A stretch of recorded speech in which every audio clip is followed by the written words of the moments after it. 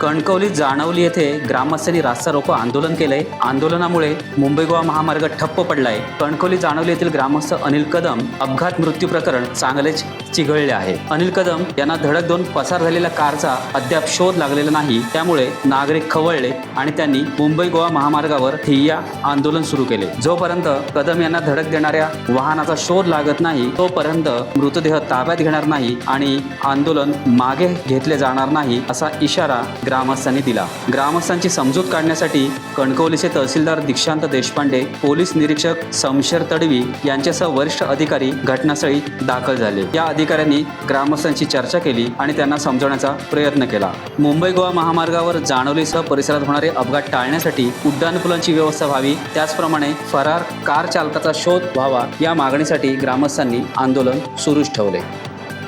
Times डिजिटलला like करा, subscribe करा, share करा आणि बेल आयकॉन दाबायला विसरू नका। पाहत रहा टाइम्स डिजिटल।